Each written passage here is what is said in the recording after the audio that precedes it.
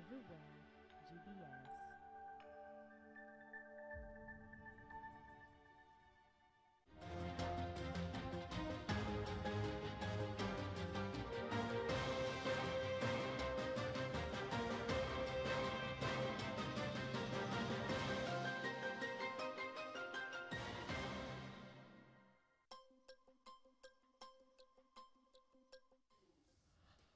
Welcome back to GBS Morning Extra. As I mentioned earlier, today we are going to discuss matters education. And we all know there's, people are staying at home, children are at home, and the government is encouraging that the children learn from home.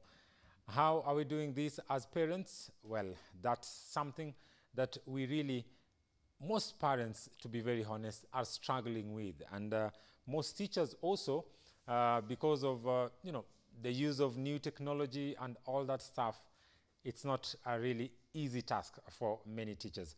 Welcome to GBS Morning Extra this morning. I'm joined by two gentlemen and who will be helping us to discuss this matter further. I have with me Collins Bore, who is an educationist, and also I have Mr. Alfred Ashford, I beg your pardon, Gikunda, who is also an educationist. Let's first start with introducing or welcoming Bwana Collins. Collins, good morning. Good morning to you, Cogwen. How are you doing? I'm very fine. How are you doing? I'm good, and thank you for having me. It's Yeah, always a pleasure being part of this discussion. Karibu sana. You're calling me with a name that not many people know, but then we'll talk about that much later. I'm sure Mr. Ashford is asking himself, what is that name, Cogwen? Bwana Ashford, karibu. Thank you very much, Timothy. Good morning, viewers. Yes. Karibu sana. Now, gentlemen, as we begin, I just like to first ask Bwana Collins, your take, your view on what is going on. I mean, people are learning from home. The government, of course, have encouraged that, and there is no other way. Children have to learn from home. Even adults this time have to learn from home. A recent study showed, when it comes to work, showed that Kenyans have performed dismally in terms of working at home.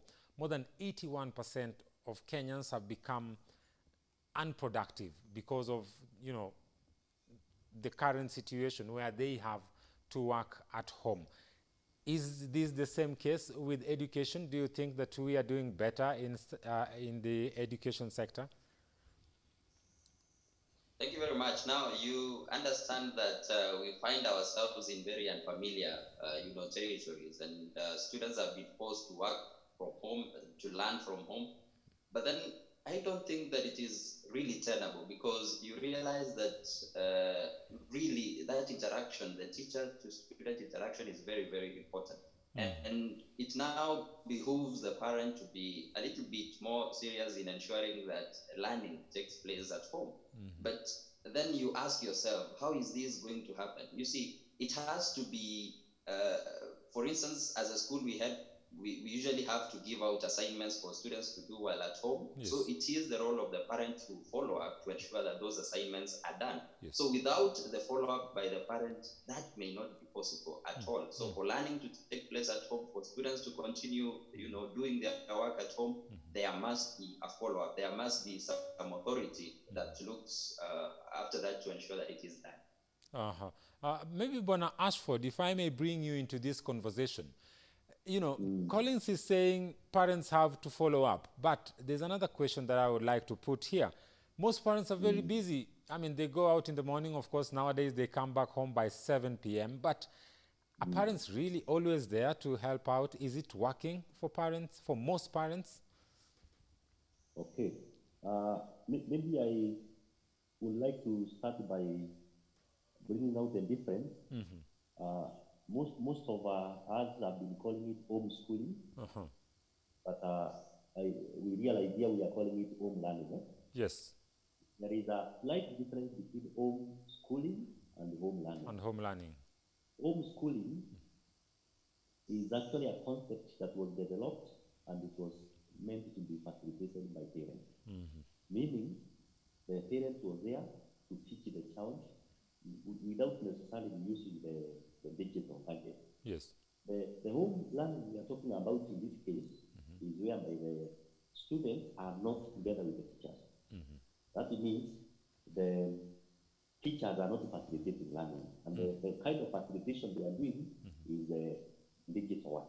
All right. Having said that, I can come to what my friend has talked about, and he said we have found ourselves in a very unfamiliar territory. Sure. That is very true. Sure. And you know, they say necessity is the mother of innovation. And we found ourselves in this territory not by choice. It was just abrupt. Yep. So there is a possibility that neither the teachers nor the parents were prepared for this. Even the learners were not prepared. And therefore we come to the question of who is going to monitor this learning and Sure. how is it going to be done. Sure. For instance, I don't think parents know they can supervise and monitor the coverage of the syllabus. Yes. We are at the moment experiencing some difficulties, challenges that we call our teething problems. But by look of things, digital learning is going to be the future of education.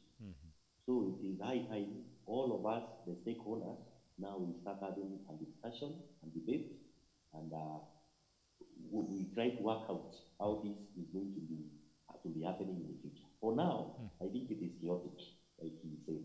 Yeah. Maybe if I may bring in Bwana Collins. Collins, you know, when we give our children assignments, let's say, for instance, for many public schools, it really is not working. The online thing is not really working, you know, because the numbers are huge.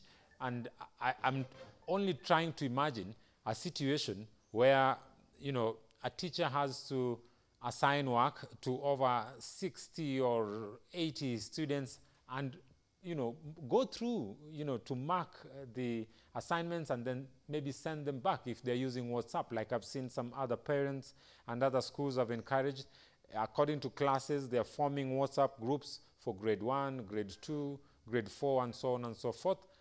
And then when they give out the assignment, then the parents download the assignment, the kids do the assignment, and then it is sent back, and the teacher marks and then sends back. Quite a tedious experience, if I may say. But can this really work for public schools? Thank you very much. For public schools, that's a very great challenge because online learning only is really tenable when you're only talking about these very few, you know, private institutions. But when it comes to public schools, we are talking about a population that is really high that sometimes has particular challenges. These challenges include affordability of the materials to be used. For instance, you're talking about smartphones or laptops. Yes. We're also talking about issues of internet connectivity. So how many of our families are able to, you know, get internet? So that is a very great challenge as far as online learning is concerned.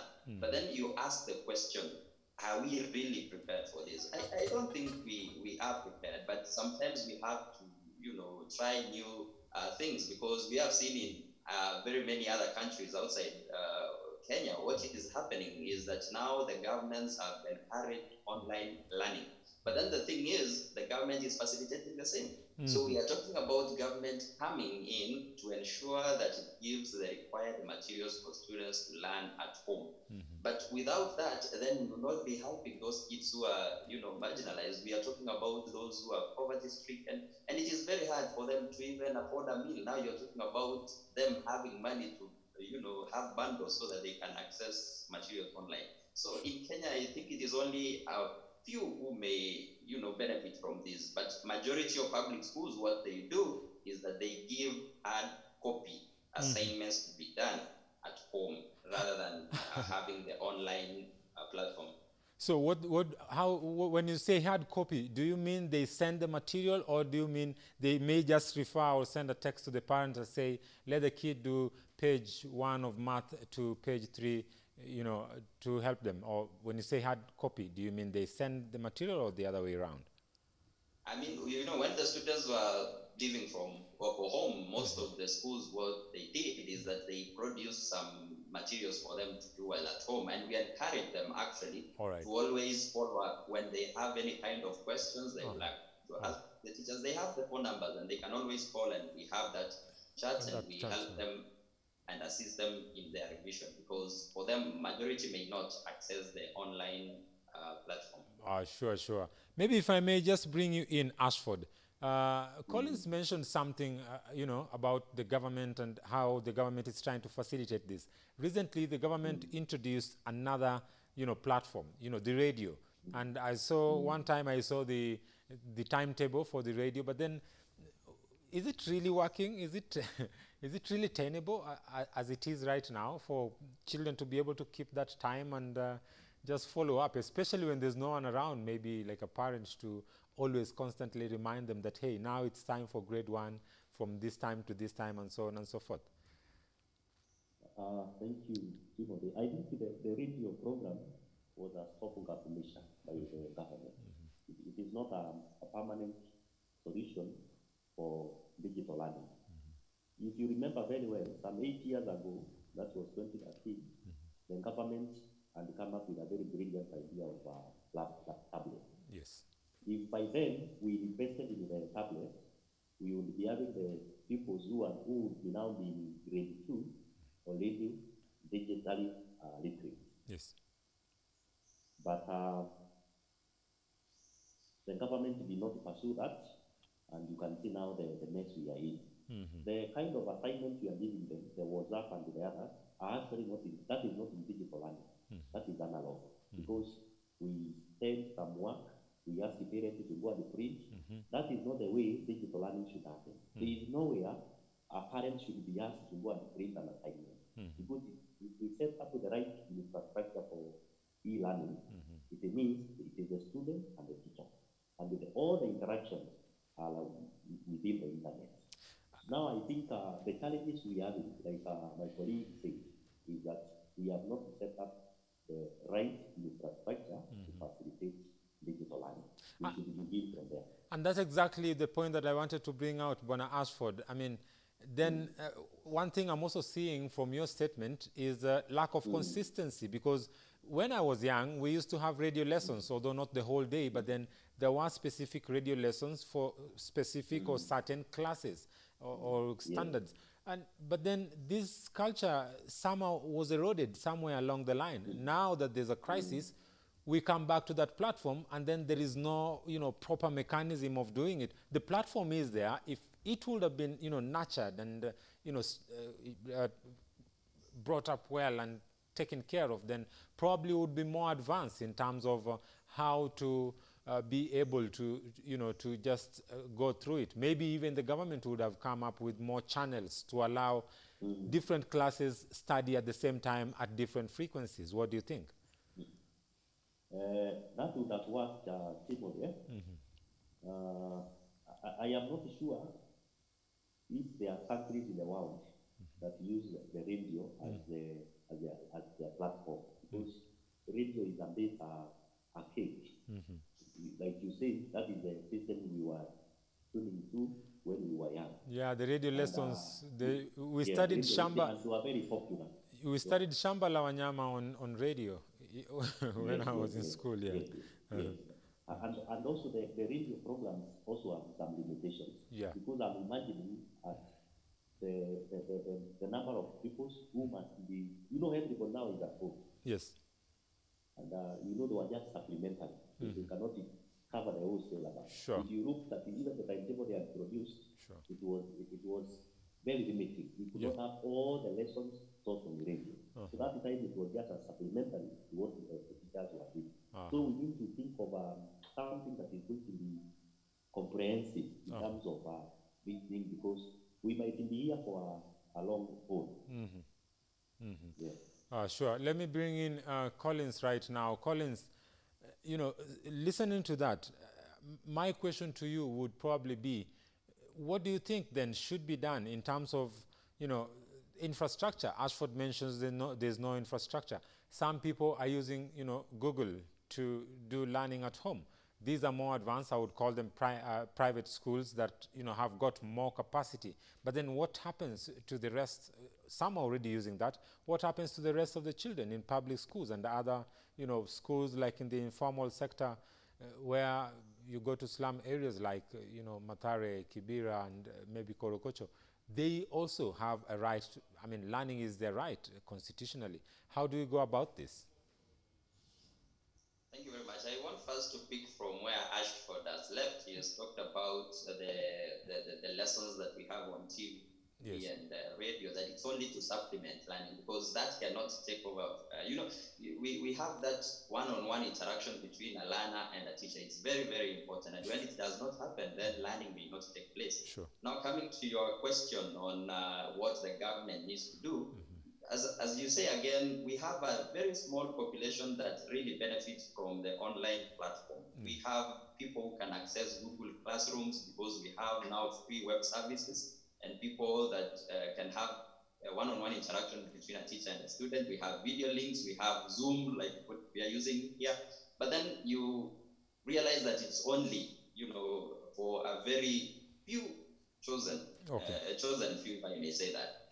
Now, it comes down to what happens to the public schools. And that is the main concern, as you rightly put. Yes. So I think what the government should do, because this provides an opportunity for them to learn and know that there is need to, have appropriate infrastructure in our schools. Sure. So that we are talking about having materials that will help these learners, even when they are at home, to ensure that they still learn.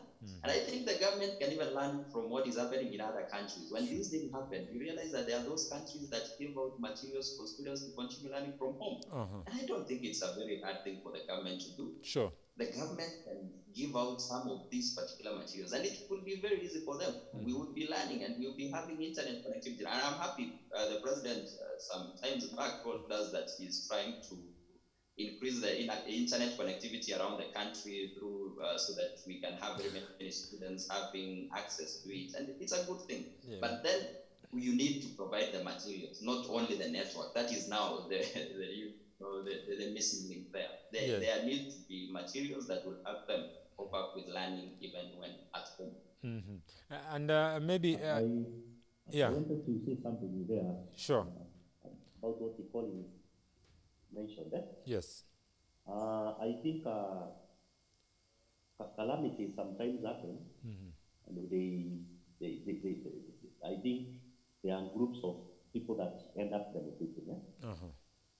This pandemic has shaken everybody. Yes. Because even the institutions of higher learning, exactly, universities like KU and the University of Nairobi, that we would think have more advanced in terms of this infrastructure, they have also been thrown back to the drawing board. Sure. Because I saw the students the other day complaining that even if they are going to go online, some of them live in places where there is no connectivity.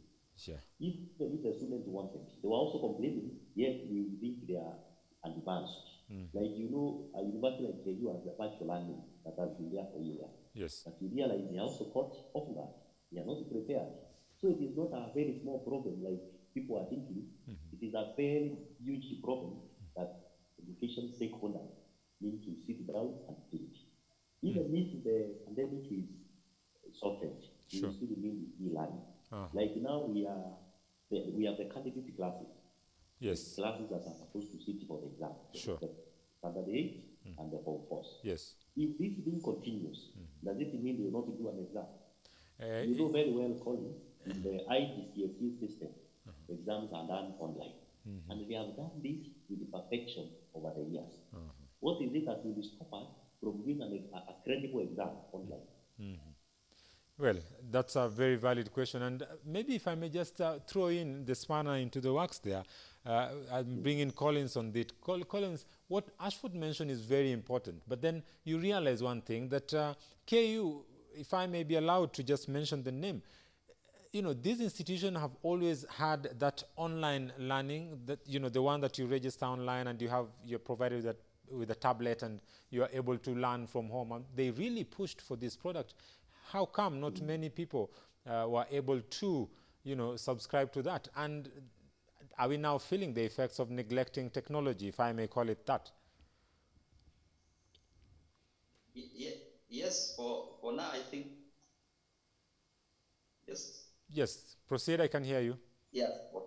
Okay, thank you. For now, I want to put it this way, that I think so. I would want to put it as though it is a blessing in disguise, Yes. because the government has now been awakened and has known that there are things that they needed to have done long time ago. Sure. We need to embrace technology. We are in a world that is really, fast, and we need to embrace technology by all means. Yes. Those institutions that you mentioned, right now, some of them are still going on their learning. We have seen in our TV stations, even schools, let alone these high institutions of learning. We are even talking about private institutions, secondary and primary schools, Yes. having one-on-one discussion between a student and a teacher. Yeah. What stops the government from implementing the same in our public schools? Because Ashford puts across a very important question. What happens to our candidates who are at home? Do we leave them and say that they'll have to sit the examinations next year? I think the government has machineries and they can come up with ideas on how these particular exams can even be done online, as it says, and they can be as credible as they should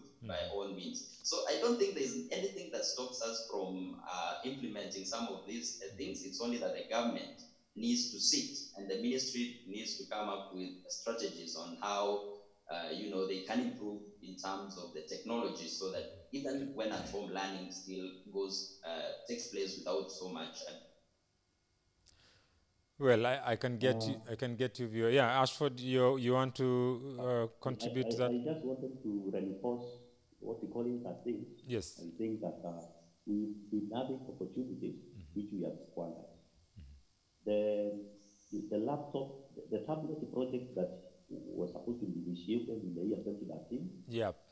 I wish we did that. Yeah. We would be somewhere. Sure. Then there was the other idea of the fiber internet. You saw them digging trenches, and I think at some point the project was abandoned. Yes. Then the Global Teacher Applied Award winner for last year, Peter Tabich, won this award purely on technology. Sure.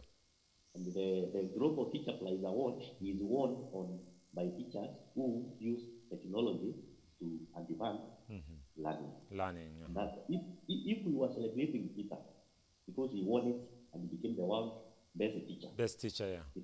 We should have learned some lessons.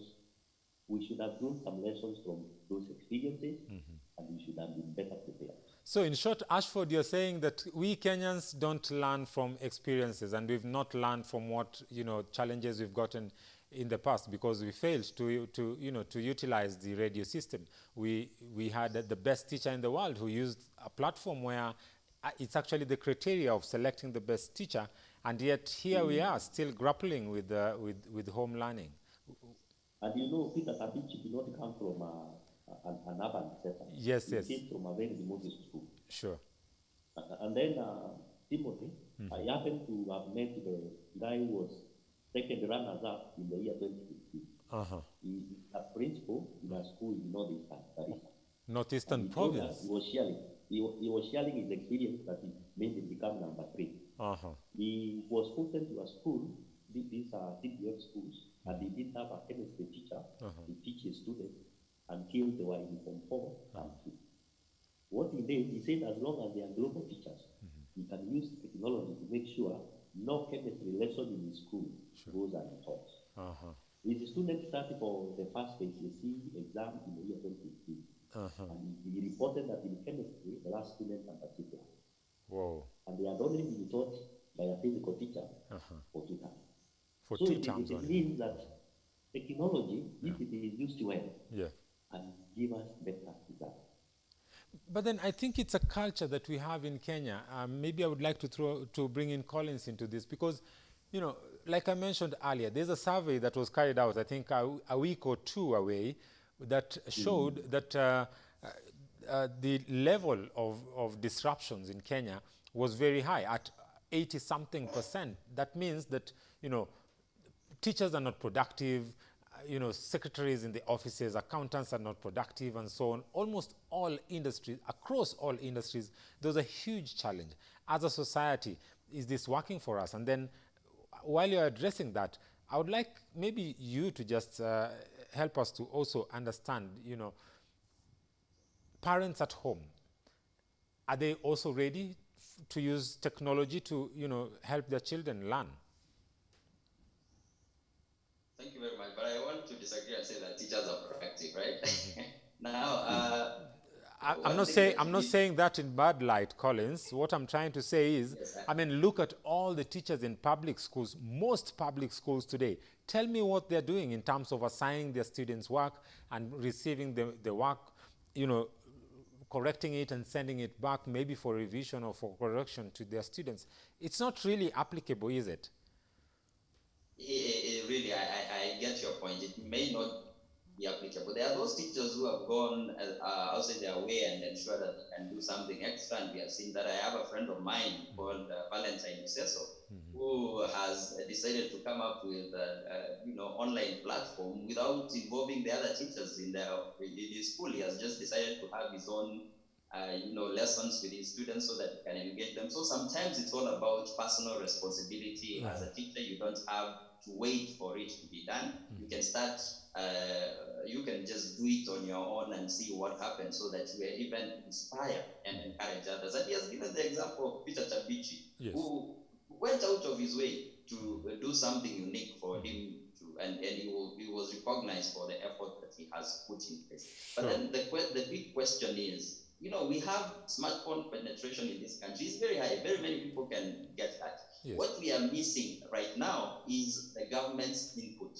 We would want to see the government coming out very, very much to ensure that it sometimes even provides the internet connectivity. That is all we are asking for, because already we have these particular platforms. What we are missing is the internet connectivity, because even when you go to my village right now, you can only afford 2G, which may not even help you. So when the government ensures that there is internet connectivity around the country, implementing this online thing will be something very easy, because it's not something that is very difficult as we may want to put it. It is as easy as it sounds. So I think parents also at home, as much as possible, have these particular resources at their disposal. And for them, what they can do is to just guide the students sometimes to get to these online with the assistance of their teachers. I'm sure very many of them in our world right now are in WhatsApp groups. Sometimes what I do personally, I send assignments through WhatsApp, and parents download and have them given to students. So I think what the parent does there is just to guide the students at home and tell them that this is what you should be doing as advised by the teacher. And when that is done, I think very much we'll be able to sort out the issues and the challenges that we face right now as far as the COVID-19 pandemic is concerned. Yeah, sure. Like Ashford mentioned earlier, that this pandemic is here with us, and it's not going away anytime soon. Hopefully, our prayer is that we get through these stages as soon as possible. But then, Ashford, what Collins alluded to there, very important. The government is not doing enough. I'm not saying that the Kenyan government should do exactly what other governments are doing, but then we can learn lessons. I'll take an example of South Korea, where the government extended or renewed the schooling year and invested more than $80 million to be able to, provide, smartphones and tablets and small laptops and internet also to learners at home, just to enable the process of learning to continue and not to stop because the pandemic is here. What kind of basic measures do you think the Kenyan government can put in place? Of course, we cannot be, compared to countries like South Korea, but to some extent, there is something the government can do, is it? Okay, thank you, Colin.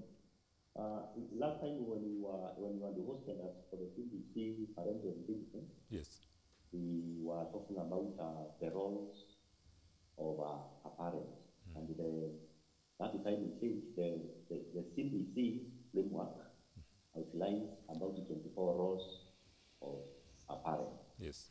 And if the way we were doing with the CBC, if we had done the CBC all the way up to the last class, we would have achieved some measure of parental engagement. Yes. And maybe by then, parents would know what it means to supervise the learners at home. Then we also realize that in one of the core competencies of the CBC is Yes. digital. Yes. So we were actually killing two birds with one stone because we were engaging parents through CBC, and at the same time we were making our learners to be digital literate. Yes. If CBC is rolled out all the way up to the last class, I think as a country we would have achieved some some level of parental engagement there. But then coming to what the government should do, Collins has talked about connectivity, which is a key component. There is also the issue of, if you look at our curriculum and the textbooks that we use, most of them are not available in digital form. Sure. That's why teachers take a shot of a things and do what that they send to the learners. The publishers also are supposed to digitalize their materials, so that way we can be talking of digital learning without having to take photos and send it. Sure. The textbook that Concord are doing, we were trying to look for a copy of Blossoms of the Savannah. We could not get an online copy because one of the ways publishers try to safeguard the pirate within Yes. is they do not want their content in digital form. But now, because of this disruption of the COVID, we must have everything both written, digital, in all the forms because we may not know when we will be next in. But then there are protective measures when I want to, I mean, answering to that, I would also like to bring in Collins into this. There are protective measures, yes. Like Ashford mentioned, some of the publishers are afraid to expose their material online for matters of copyright, but then when you publish something online, there are also measures that help protect, you know, the what do you call it?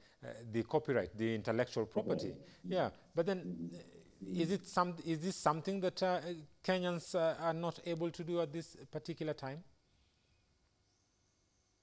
I think Kenyans, some of these things, saying, for instance, the issue of copyright is something that can be dealt with by the government. If the government has a conversation with some of these others and say that it's important to have all these materials online, I think this issue will be sorted because what we are simply doing is for the good of our children. It's not only looking at it from an economic point of view, because Exactly. we have been told time and again that sometimes we have to make very huge sacrifices. As we speak right now, this is a very unique situation. So if at all we will be talking about the issues of piracy at this particular moment, we may not be helping our children because what we do is for the good of our students. We, as much as possible, appreciate that others have done a very splendid job and they deserve their pay and they deserve to sell their books and get the money and all that. But there are certain times that call for sacrifice. And I think this is it. There is no other better time to sacrifice as a person and ensure that some of these particular challenges that we have as a society can be dealt with when we have. And we are going to almost a paperless society where all things will be done online. So we need to embrace that. Very soon we will not be talking about blossoms of the savannah, as my friend Ash was saying there, in hard copy. We'll be reading some of these books online. And I think we need to start slowly embracing that particular idea of having everything in print, because in online and everything, because that is the ultimate place that we want to be as a country at some point. So that we are even at par with other countries like South Korea, as you talk about, like China right now. Learning is taking place very well. In New York, the other day, I heard the mayor say that learning has been suspended for this entire academic year. But you don't want to tell me that those students are at home just sitting. They're learning. They're learning continuously. The country, and we are talking about a very developed country where they can access resources. So I'm not saying that as Kenya we just shoot up to where they are, but there are certain things that we can learn slowly by slowly, so that we know how they deal with some of their challenges and still ensure that we as a country also cope up with challenges moving forward, so that we are also at par with other countries. because education is very key and it's very important. And the moment we leave our students without anything to do, I'm telling you, we'll be killing the next generation, and we need to protect it. Definitely, and I think another question that I would also like to throw into the works at the same time is, Collins, when you look at this and when you talk about the issue of copywriting and publishers, not letting their material out because of issues of copyright, when this pandemic began in Kenya, the president actually came out and said that, those in different sectors should not do hoarding. Could this be likened to hoarding? Because, I mean, if we have it and you're not letting it out for public use at this very critical moment, then is it as good as hoarding? Yes, definitely it is. There is no better term to use. It is something because what we expected them to do is to say, look, we are in a very unique situation and we understand what we are going through as a country. So let's have our materials online so that students can benefit. But then if they decline to heed to the president's call, I think we'll be killing our generation and we will just be sounding as though some of these others are materialistic, sorry to say, because at the end of the day, our main concern is our students, right? At this particular moment, because this is a very unique situation. We will not, in school, we encourage students to have the hard copies and to buy them, but we are talking about a unique situation because we will not expect students as they came from, when they came home from school, they didn't carry all these particular materials, Of course. the books and all that, because we have some of them compressed and they can be accessed online. So it's a matter of sacrifices, and it's a matter of just trying to be human enough and understand that we are a generation that we must keep moving. Otherwise, we might not have the future of this country, in good hands if we continue like I see Ashford I, I see yeah, Ashford nodding his head. Yeah, Ashford, come in. yeah, I wanted to concur with my colleague there and say, if I were the Minister for Education, I would, through KICD, compel all the publishers Yes. to avail all the learning materials, both in soft and hard copy, Yes. so that when they are regulating them, when KICD is doing the regulation, because it is the body that regulates, can ensure that nobody is denied. Even when we say the books will be pirated, even the hard copy are pirated. Yes. If you go to River Road, you will find those copies there, and they are sold in millions. So either way, we are losing. So that should not be a reason for them not to make the material available, that is. Yes, yes, yes. And again, Colin, if you look at the materials that we access online, the other materials now, if you ever wanted to do a digital lesson and you went to Google, the materials you find there are not in the Kenyan context. Oh. These are things that were done either in America, and even if you want to teach a simple topic like verbs, you will not find content in the web that is customized or is domesticated. These are people who go there, they do their own videos, they post, sometimes they lack relevance, so you use them in class. Oh. So as they develop the CPC books, there should be a soft copy always, so that as we tell our learners about digital literacy as a core competence in CPC, we can also do it practically and also by what. Quite a big challenge there, I think, Bona Collins. I mean, the Kenyan IT sector is not prepared. There are those people who develop material for learning digitally. Like Ashford is mentioning, maybe there are, but very few, material that is in the Kenyan context, the way our syllabus run and, our style of teaching. Do you agree with Bona Ashford on that? I totally agree with him. And as he said, I think this is the role of the KICD, the Kenya Curriculum Development, because we need to have a kind of discussion with them as stakeholders in this particular profession, Yes. so that we can have some of these things actualized. Because at the moment we don't have a discussion on some of these areas, and these are some of the opportunities that present us with. These are some of situations that present us with such kind of opportunities to talk to the KICD to ensure that they also borrow a leaf from what is happening in other mature countries, if I may call them that, because we are moving away from paper. We are now going to the digital world, and I think to some point they are trying. I mean, when it comes, you go to very many schools nowadays, Timothy, you realize that teachers will rarely use hard copy books. Some of them go to their classes with laptops, With and that laptops, is a very huge development initiative. that we are having as a country, because we have compressed our materials such that some of those particular notes we have them in our laptops and in our phones and teach them very well. We can even project them in class, so that we are moving away from blackboard and whiteboard. We are now projecting our notes, see what is happening, and that is where we should be going as a country, and that is what the KICD should also do, so that we avail all the materials that are necessary to have them in the online platform.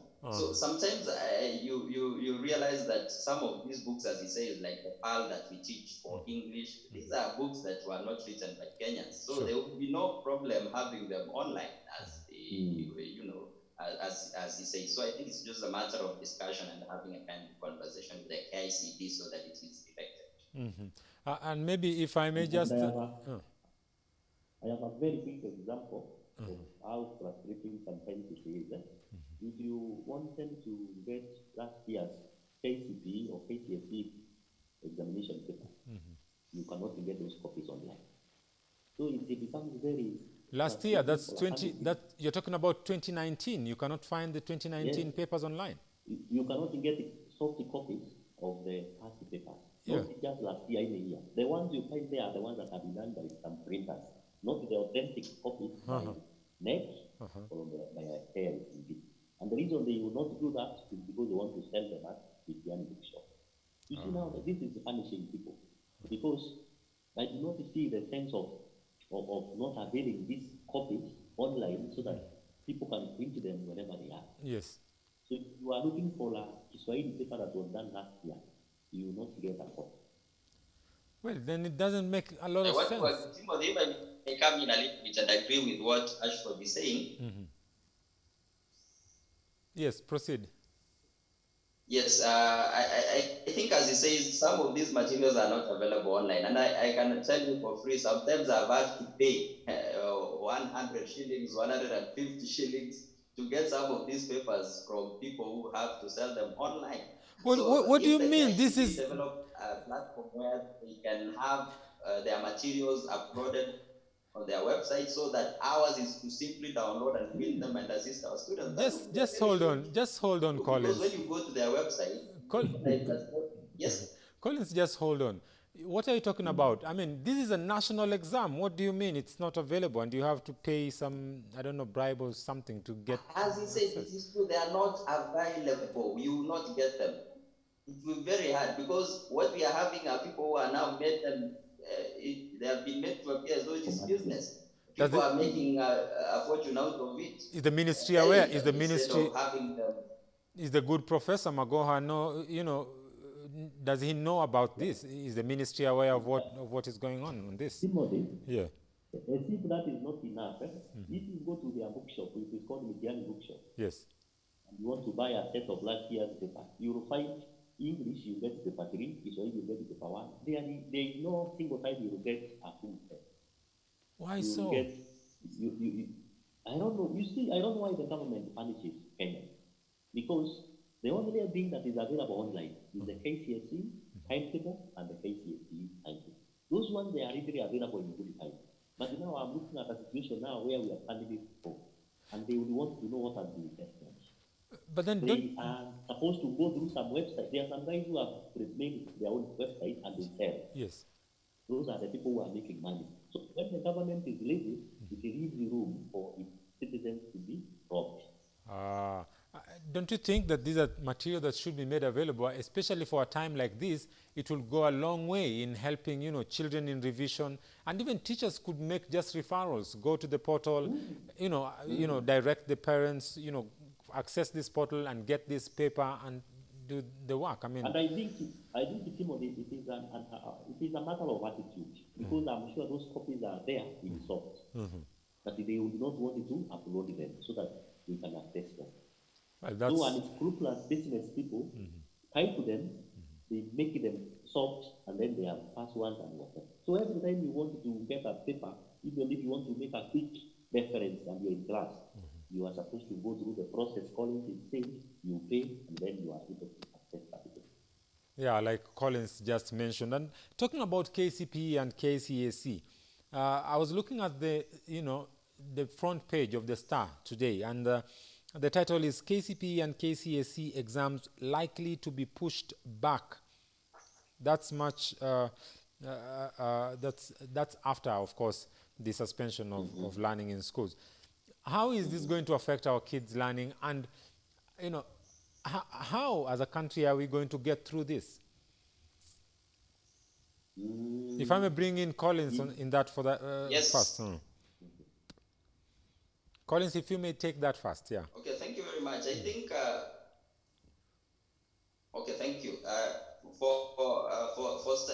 To start with, I think we first need to realize that we are in very unique situations, and we cannot blame anyone for being where we are. I mean, we just found ourselves in such kind of situation, and we have to bear with some of the challenges that we are encountering. Sure. And these are some suggestions that have also been made by KUPPET. They have talked about postponing some of the national examinations that we have so that we can have them, next year and all that. But having a conversation with some of my students, because they sometimes call me and ask me, Mwalimu, are we likely to do our exams this year? And when you tell them that it may not be possible, I mean, they are heartbroken because they have put in their best to ensure that they do their examinations this particular year. And I don't think there is anything that stops them from doing that. It is only a matter of having, that's why we have these different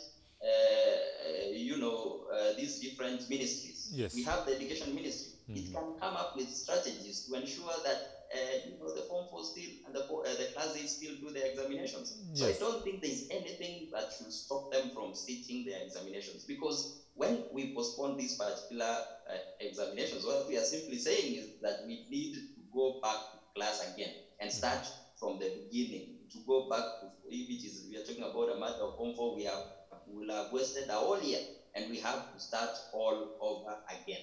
And I think some of these things can be ironed out without having to, put our students in very, very unfamiliar situations. Yet they had prepared, and their minds are tuned, and they know that they should be sitting their examinations this particular year. So I think nothing stops them from doing that, in my view. Yeah, Ashford, maybe your take on the same? I should think that both KCPE and KCPE exams must have been set, typed, and printed by now, because the Ministry of Education is making preparation. And if that is the case, it means that they have been set covering up to the end of the syllabus. And there is a possibility, because of the disruption, that the candidate classes may not cover the syllabus. So the question I think they are grappling with is, if they do the exam, there could be some questions that will be out of the area that we will not have covered. I don't know how they are planning to do about it, but there is also the possibility of suspending it, because in the year 1982, when there was a coup, I think everybody remained in the same class for a year. And then we picked again. That is something they can understand. I can feel the frustrations of the candidates having prepared and they having put in the effort. Yes. But I think my colleague says we may not blame anybody for this, but let us draw lessons so that next time we are not always being caught off guard. Yeah, indeed. And I think these are conversations that I had with someone, and we were trying to debate on, if there is a possibility, and quite a very interesting aspect that you brought in there, Bwana Ashford, the possibility of allowing the students who are whatever level they are today, this time, to repeat their class, which is quite hectic, I think. But then, should the government also consider some kind of a huge subsidy in terms of when it comes to private sector? Because for the government can give a directive, but then when it comes to the private sector, then you realize that this is a privately owned company, and the government has some limited say when it comes to directing on whether parents will be told, okay, look, we waive you the first term or second term or this amount or this percentage of school fees for you and your children. But Ashford, is it something that is feasible? For parents who take their children to private schools, because that means they will have to pay some money again, and they are already paid. Definitely, that's exactly my point. Like you rightly put it, I think government should start looking at the private sector, private schools as a partner. Whenever they have subsidies, they should also be considering it, because I know this is happening in some countries. Even if it is the captation of money and whatever, I think there is a way the government can be partner with the private schools. Yes. If you look at the way they are fighting this COVID-19, yes, there is a lot of contribution that is coming from the private. Yeah. Yeah, it's called a PPP, the public-private participation. Now, I think I'm also thankful that we have such laws, acts of the Constitution that allow for, government and the private sector to come together and work out something. Gentlemen, as we conclude, I would just like to put this across. I was talking to one parent yesterday, and the parent was like, home learning is working for me, and she's even considering homeschooling when all this is gone. Do you think that is a way that many Kenyans should start thinking about? And is it something advisable on your side? Although I know as a teacher you wouldn't really encourage children to learn at home. You would want them to come to school in that environment, and you have many reasons. Ashford, what do you think before we get Collins's view on the same? I think that parent may be a very unique parent, because there is a book called Courageous Parenting, and not very many parents want to be courageous in parenting. If you look at the AC curriculum, the Accelerated Christian Education curriculum, was purposed for parents like those, where you are the one training up your child. And I do not think many of the Kenyan parents would want to go that direction. The homeschooling direction. We have a perception that the parents have decreased their roles to teachers. So we realize that it is teachers who are been parenting as opposed to the parents. But the parent who is liking the home learning and is even wishing that when schools reopen, you can continue with the home schooling. That is a situation where I think we want the parent to be. But it will get there, I think it is going to be all on. So you're saying you're for it if parents are willing to do that? Yes. Well, let's hear what Collins, he has a big smile on his face. I don't know what is going through his mind right now. Collins, what do you think of that? One thing I would really appreciate is I think at least the parents are also feeling the pinch of having children at home. Yeah, around that is them. what we as teachers do in school, because already we are receiving very many calls that when are schools likely to open. So I don't think very many parents share the view of having homeschooling, because again, these are beings that are social, and you would want them to be an environment where they can interact with different individuals. Yes. And education has been defined as acquisition of skills and that leads to a change in behavior. And for there to be a change in behavior, they need to see how they interact with other people. Sure. So I don't think homeschooling would be the best thing to do. We want them to be exposed and to have other children so that socially they also develop, not only academically, because we don't just want to produce academic, giants in terms of books and all that, but we also need to develop social beings and have them in different aspects of leadership, have them in different aspects of having their talents and all that. So I don't think homeschooling may be the best thing to do, and that is why even the government banned the issue of tuition, right? Yes, because initially we used to have people come to our homes and help teach our the children in their schooling and all that. But at some point, government said no. let students rest during the holidays, and during these other days we are in school. So I want to disagree with Ashford. I may not be for the idea of homeschooling at all. Well, it's quite interesting, gentlemen. And, just listening to both of you, your perspectives on all these issues that we've touched on today. And, I mean, viewer, if you're watching us and, what do you think? Is this working for you? Is the home learning working for you? I've come across some parents who are really fed up, like Collins was saying. I mean, they're like, who will, help us from this, life? These guys are everywhere. And you find that some of them are also grounded because, they cannot also go to work. And so they have to spend the time with the children at home, and it's quite hectic. But then, gentlemen, your final comments on the situation, and as we finish, let's start first with Collins, and then we have Ashford give us the last take. Collins, your final comments, because I think we've also run out of time. Thank you very much.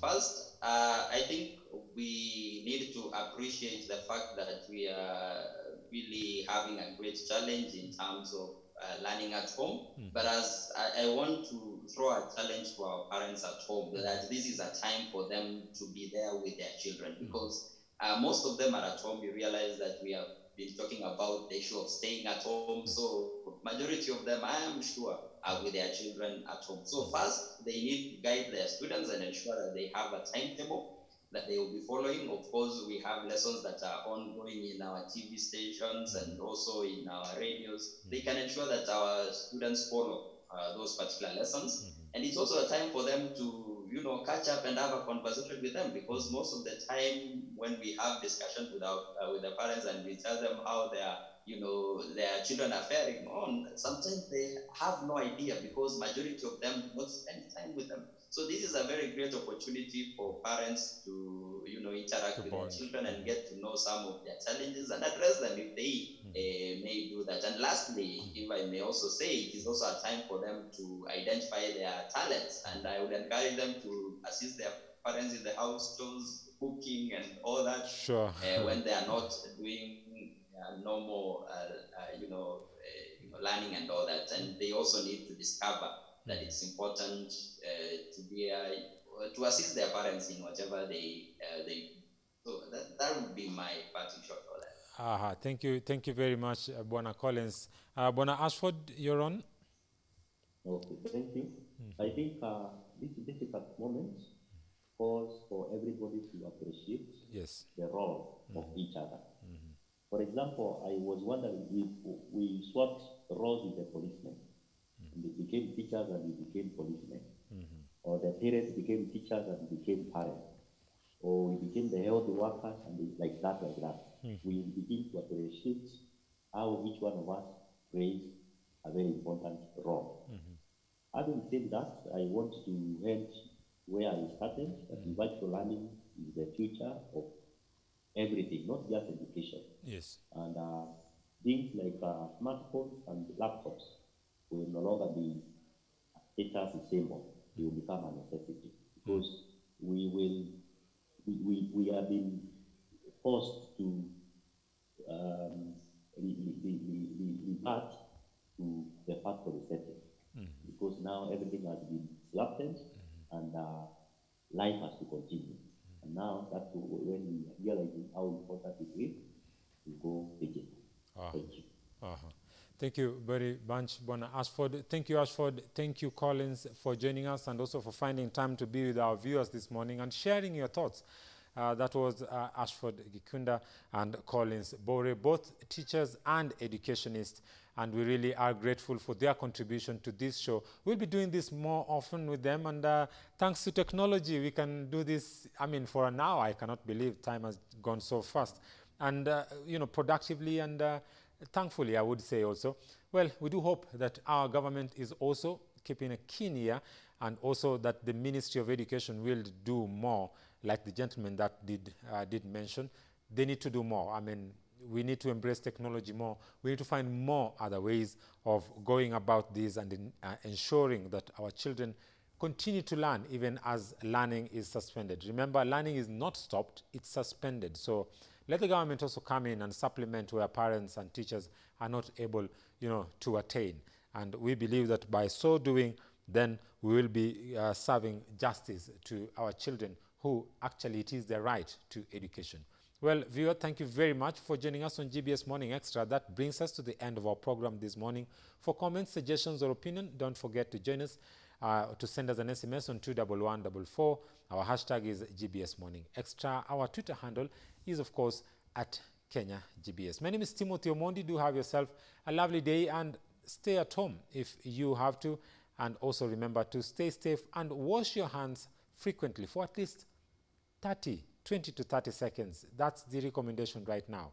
And it's actually, it has been proven that hand washing is one of the most effective ways of preventing this COVID-19 from spreading.